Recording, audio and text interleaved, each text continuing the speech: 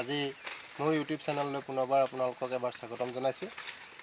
আজি এটা সৰু ভিডিঅ' আপোনালোকৰ মাজলৈ লৈ আহিছোঁ। বহুতে মোক প্ৰশ্ন কৰে যে থলুৱা ছাগলীৰ লগত উন্নত জাতৰ বিটেলেই হওক বা চিৰহিয়েই হওক এনেকুৱা ধৰণৰ উন্নত জাতৰ ছাগলী সংযোগ কৰিলে তাৰ পৰা পোৱালি কেনেধৰণৰ উৎপাদন হয়।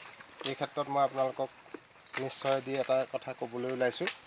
মোৰ কেইজনীমান থলুৱা ছাগলী আছিল, আপোনালোকে চাব পাৰে সদ্যহতে কেইজনীমান ছাগলী ইয়াতে আছে। এই ছাগলী সম্পূৰ্ণ থলুৱা।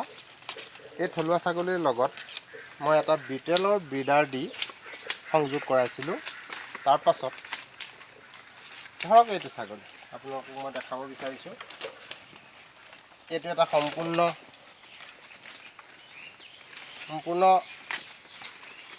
থলুৱা জাতৰ ফিমেলৰ লগত বিটেলৰ ক্ৰছ কৰাইছিলোঁ। ইয়াৰ বয়স এতিয়া 3 মাহ সম্পূৰ্ণ হৈছে। এতিয়া ইয়াৰ ওজন প্ৰায় 12 কেজি। গতিকে আপোনালোকে চাব পাৰে, এইটো চাওক, মই থিয় কৰি দিছোঁ। ইয়াৰ গ্ৰথটো চাওক, ইয়াৰ উচ্চতা চাওক, সকলো দিশৰ পৰা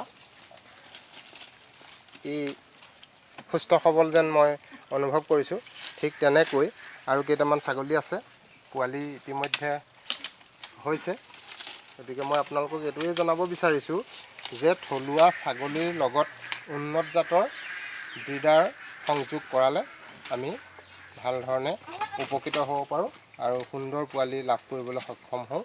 গতিকে বহুত দিনৰ মূৰত আজি আপোনালোকৰ আগত এই ভিডিঅ'টো মই প্ৰেৰণ কৰিলোঁ।